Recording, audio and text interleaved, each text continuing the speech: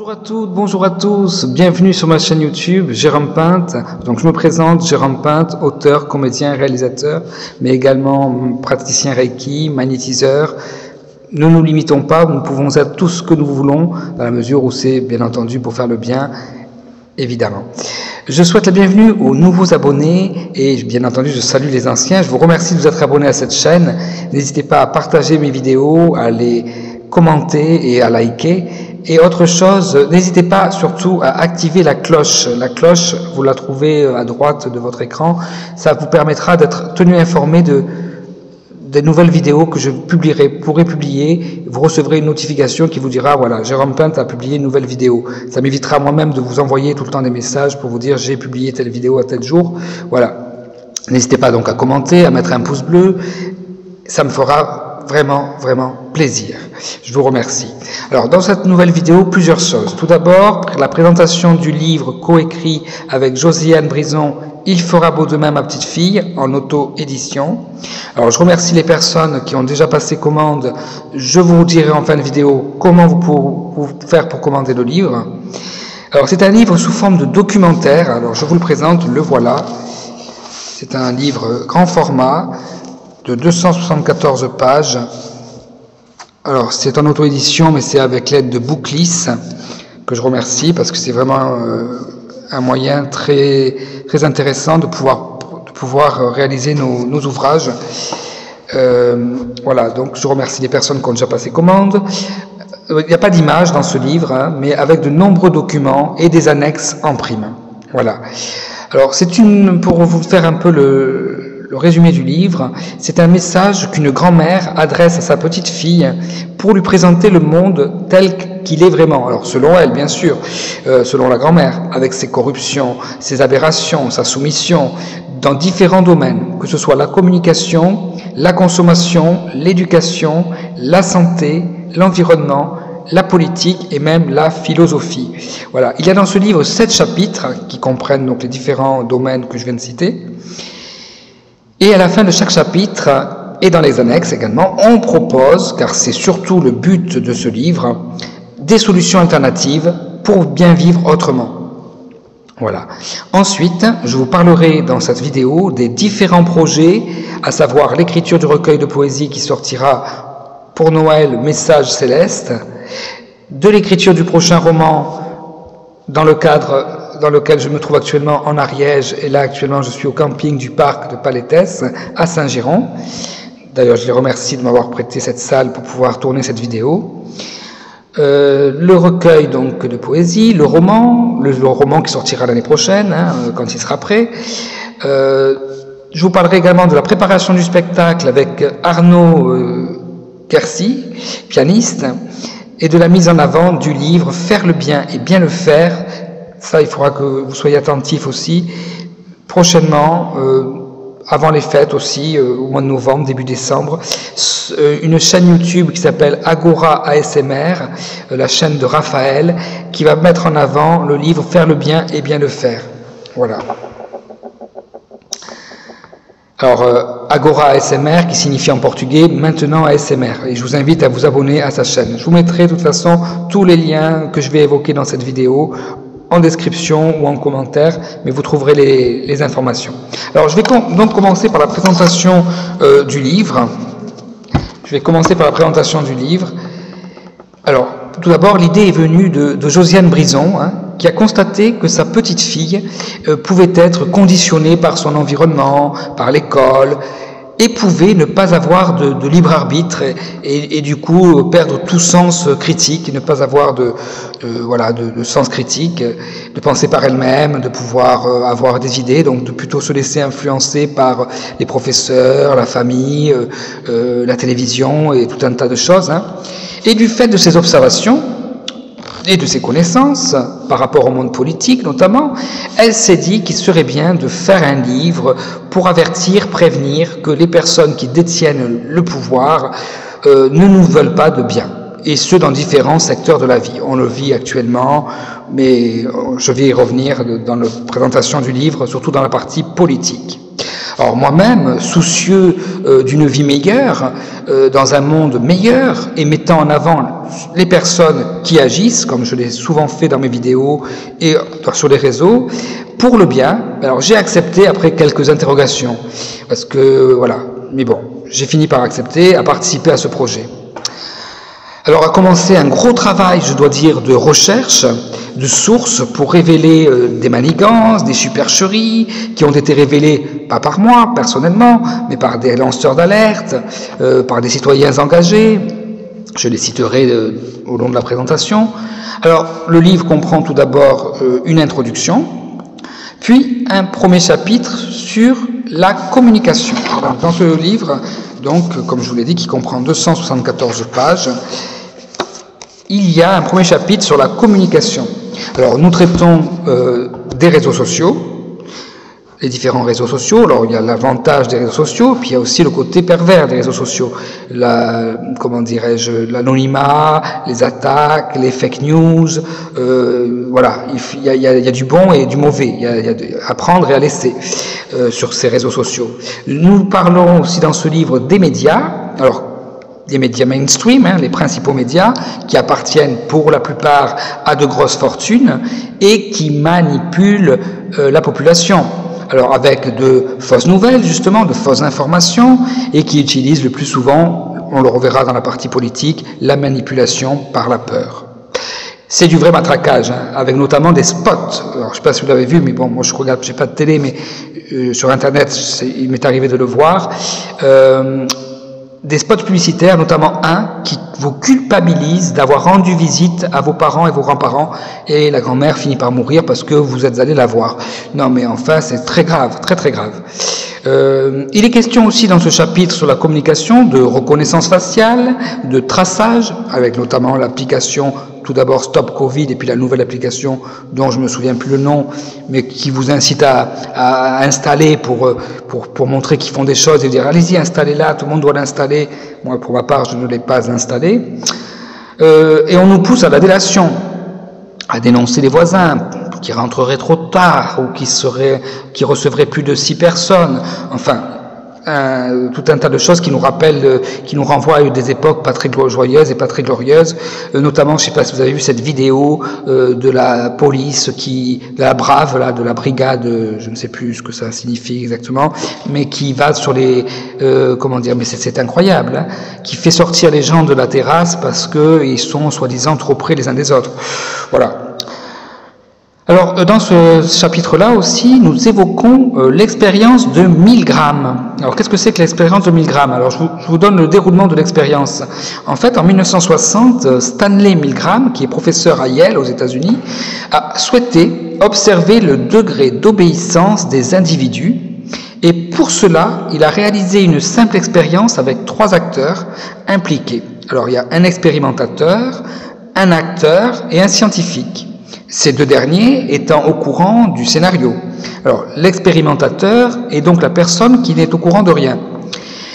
Celle dont on va observer le comportement, justement. Alors, on invite des gens normaux, les expérimentateurs, sans profil particulier, à participer à une expérience qu'on qualifie alors de pédagogique.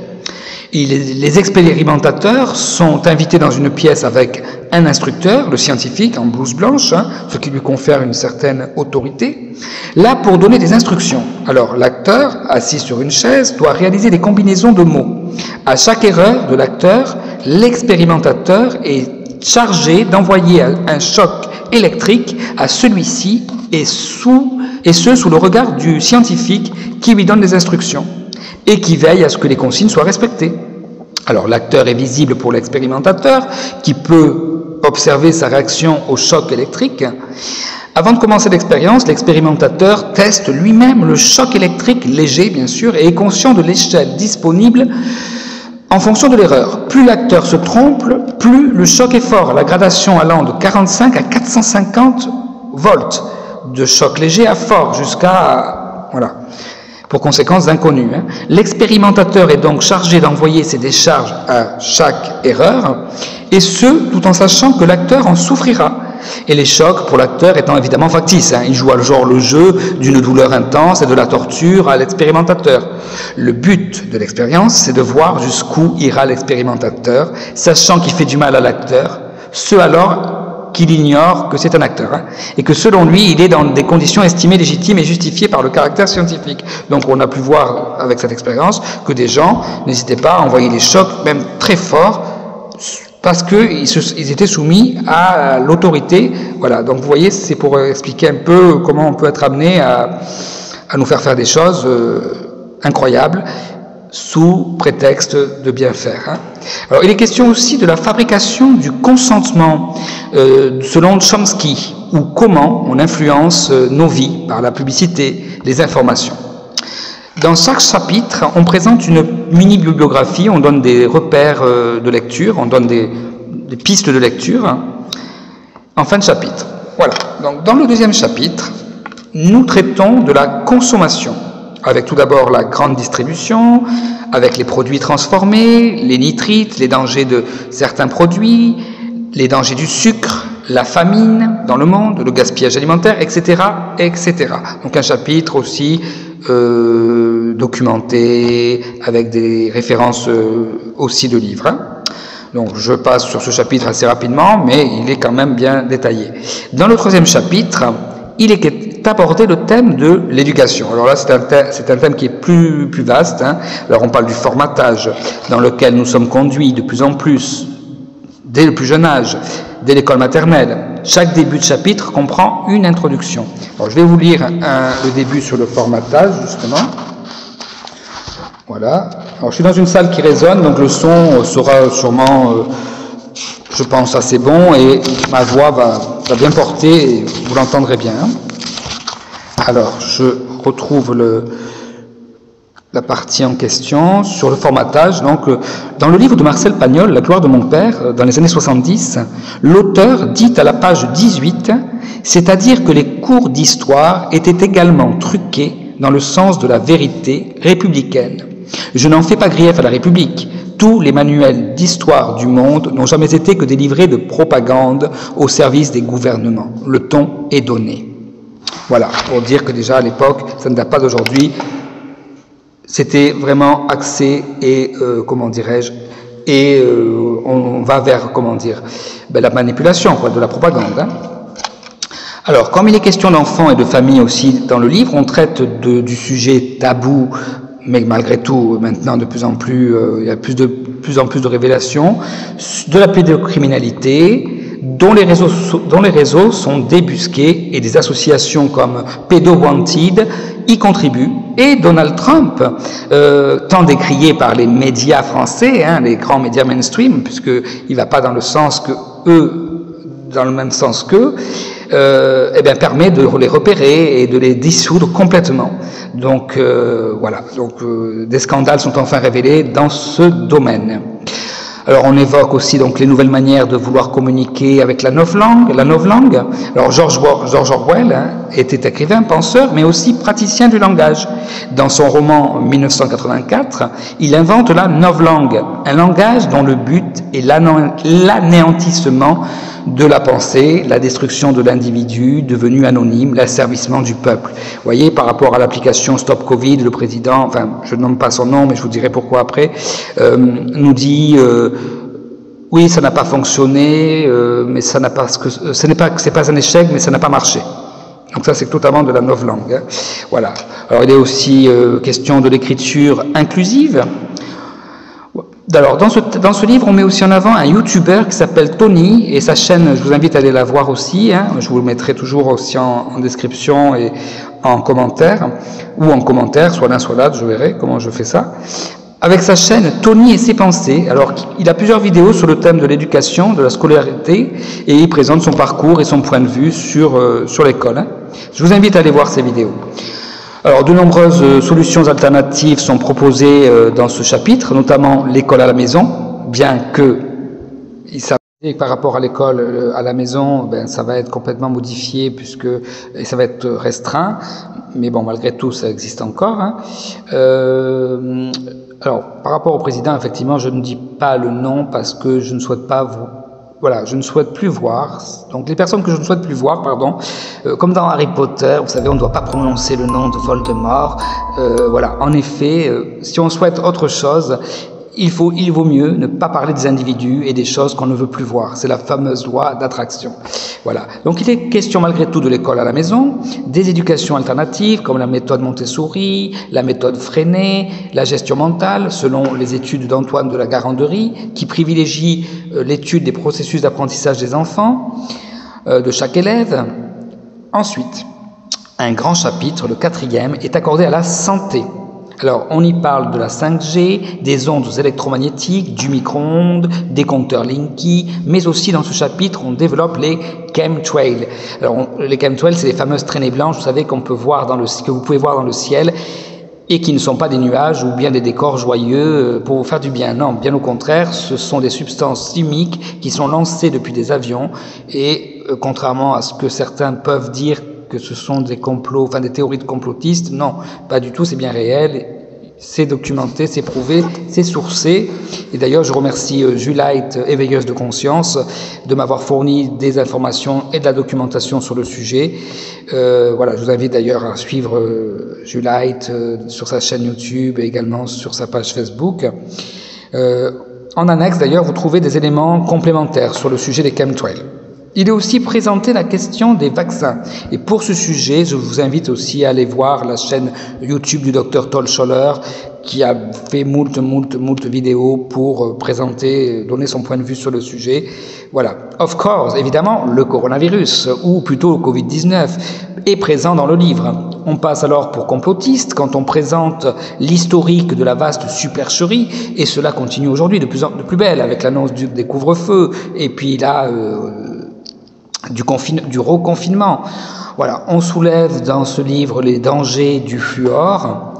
En termes de... Alors, je voulais aussi préciser et remercier toutes les personnes qui ont partagé par rapport à la santé, puisqu'il est question de santé puisque je parle du chapitre sur la santé, les personnes qui ont partagé aussi sur le témoignage de Sophie, l'aide-soignante du Gers, qui a donc témoigné par rapport à toutes les aberrations concernant les vaccins, justement, concernant les conditions de vie des résidents, des personnes âgées, qu'on laisse mourir donc c'est important de mettre en lumière et en avant toutes ces choses pour dire aux gens, attention, ne croyez pas que tout ce qu'on vous dit est bon, est vrai et que c'est pour votre bien. Voilà, après, je respecte les avis de chacun comme toujours, hein. Mais voilà, en termes de solutions alternatives, on met surtout un point d'honneur à favoriser l'auto-guérison. Notre corps a d'énormes potentiels et nos défenses immunitaires peuvent être naturellement renforcées si on fait les bons choix en termes d'alimentation, de relations, d'hygiène de vie et par rapport encore une fois avec la télévision, longtemps considérée comme le totem sacré, mais qui peut être plutôt un vrai danger. Voilà. Ça me rappelle une phrase qui dit « La télé rend con, mais le con ne la rend pas ». Voilà. Un autre chapitre, le 5e, sur le sujet politique. Alors là, il est mis en lumière les groupes tels que les Illuminati, les francs-maçons, les partis. On souligne alors que les partis sont dangereux. On parle du texte de Simone Veil, alors la révolutionnaire, hein, pas Simone Veil sur la loi de l'avortement. Hein. Que la démocratie n'existe pas, n'a jamais existé véritablement. Que le vote, comme le disait Coluche, est un piège à cons. Et alors pour illustrer ce propos, je vais vous lire la lettre d'Élisée Reclus sur le vote, un texte qui m'a été donné de découvrir grâce encore une fois à Juliette, éveilleuse de conscience. Voilà le texte en question. Clarence, Vaud, 26 septembre 1885.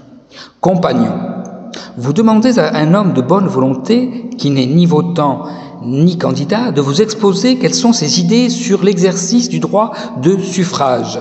Le délai que vous m'accordez est bien court, mais ayant au sujet du vote électoral des convictions bien nettes, ce que j'ai à vous dire peut se formuler en quelques mots. Voter, c'est abdiquer. Nommer un ou plusieurs maîtres pour une période courte ou longue, c'est renoncer à sa propre souveraineté. Qu'il devienne monarque absolu, prince constitutionnel ou simplement mandataire, muni d'une petite part de royauté, le candidat que vous portez au trône ou au fauteuil sera votre supérieur. Vous nommez des hommes qui sont au-dessus des lois, puisqu'ils se chargent de les écrire eux-mêmes, et que leur mission est de vous faire obéir. Voter, c'est être dupe. C'est croire que les hommes, comme vous, acquerront soudain, au tintement d'une clochette, la vertu de tout ça. Aux mandataires ayant à légiférer sur toutes choses, des allumettes aux vaisseaux de guerre, de l'échenillage des arbres à l'extermination des peuplades rouges ou noires, il vous semble que leur intelligence se grandisse en raison même de l'immensité de la tâche. L'histoire vous enseigne que le contraire a lieu. Le pouvoir a toujours affolé, le parlotage a toujours abêti. Dans les assemblées souveraines, la médiocrité prévaut fatalement. Voter, c'est évoquer la trahison. Sans doute les votants croient à l'honnêteté de ceux auxquels ils accordent leur suffrage, et peut-être ont-ils raison le premier jour, quand les candidats sont encore dans la ferveur du premier amour. Mais chaque jour a son lendemain, dès que le milieu change, l'homme change avec lui. Aujourd'hui, le candidat s'incline devant vous, et peut-être trop bas, demain il ne se redressera, et peut-être trop haut. Il mendiait les votes, il vous donnera des ordres. L'ouvrier devenu contremaître peut-il rester ce qu'il a été avant d'avoir obtenu la faveur du patron? Le fougueux démocrate n'apprend-il pas à courber l'échine quand le banquier daigne l'inviter à son bureau, quand les valets des rois lui font l'honneur de l'entretenir dans les antichambres? L'atmosphère de ces corps législatifs est malsain à respirer. Vous envoyez vos mandataires dans un milieu de corruption. Ne vous étonnez pas s'ils en sortent corrompus. N'abdiquez donc pas, ne remettez donc pas vos destinées à des hommes forcément incapables et à des traîtres futurs. Ne votez pas. Au lieu de confier vos intérêts à d'autres, défendez-les vous-même. Au lieu de prendre des avocats pour proposer un mode d'action futur, agissez. Les occasions ne manquent pas aux hommes de bon vouloir. Rejeter sur les autres la responsabilité de sa conduite, c'est manquer de vaillance. Je vous salue de tout cœur, compagnon, Élisée Reclus. Lettre adressée à Jean Grave, insérée dans le Révolté du 11 octobre 1885. Alors, cela me rappelle également la position de Daniel Balavoine qui disait que tous les pouvoirs étaient de la merde. Et c'est toujours le cas. Alors que quand je vois une personne qui prétend vouloir faire un coup d'État, je l'imagine déjà vouloir prendre la place pour instaurer, encore une fois, toujours la même chose. Voilà, c'est mon point de vue. Ce texte ne figure pas dans le livre. Voilà. Dans ce chapitre, on détaille aussi au sujet des gilets jaunes, de la manipulation par la peur, mais aussi des lanceurs d'alerte comme Claire Sévrac, qui est décédée en 2016, Jean-Jacques Crèvecoeur, Exister en liberté, qui dénonce aussi beaucoup de choses. Elle a une chaîne YouTube. Philippe Gendroc, Silvano Trotta et tant d'autres encore. Le chapitre 6, il y en a encore un 7e, est consacré, lui, à l'environnement, avec les pollutions atmosphériques, de l'eau, le fléau du plastique, un sujet qui intéresse entre autres un jeune Australien, peut-être vous en avez entendu parler, Soli Raphael, qui s'engage et qui a une certaine audience pour le faire. Des solutions sont aussi proposées dans ce domaine, et notamment sur la possibilité de fabriquer ses propres produits d'hygiène, d'entretien, avec des produits non polluants. De nombreuses recettes de lessive, de dentifrice, de liquide vaisselle sont sur le net, vous pouvez aller les voir. Et moi, j'en ai aussi quelques-unes que je pourrais vous communiquer. Bien vivre autrement, c'est possible. Pour terminer, alors, le 7e chapitre, justement, il met en avant des philosophes, des auteurs, et des artistes qui ont saisi l'importance de sortir de ce système que de plutôt lutter contre. Il est préférable d'agir pour. Je ne serai. Une conclusion est présentée et de nombreuses annexes en fonction des sujets abordés dans les différents chapitres. Alors, si vous souhaitez commander le livre, il est au prix de 25 €, frais de port inclus, et il suffit de m'envoyer un message sur les réseaux sociaux ou à l'adresse suivante, peinte.jerome@sfr.fr. Je vous la note également sur la vidéo. Concernant les projets, alors je suis en écriture du recueil de poésie Messages célestes qui sortira pour Noël et qui sont le fruit non seulement de mon imagination mais aussi de canalisation, de messages canalisés. J'écris également le prochain roman qui sera cette fois plus fantastique, plus magique, inspiré dans le lieu dans lequel je me trouve, en Ariège. Donc je suis au camping du parc de Palétès à Saint-Giron, lequel je vous conseille vraiment de venir, je vous conseille de venir ici pour vous ressourcer et aussi une occasion de se rencontrer et d'échanger. Dans le cadre des projets, nous continuons avec Arnaud Quercy, pianiste, dont je vous invite aussi à aller voir les créations à la fois sur Facebook et Instagram, Arnaud Quercy Création. Nous allons vous présenter, alors c'est une comédie musicale, c'est un spectacle musical à deux qui présente les différents poèmes que j'ai écrits. Et nous vous présenterons un premier extrait prochainement sur les réseaux et sur YouTube. Soyez aussi attentifs.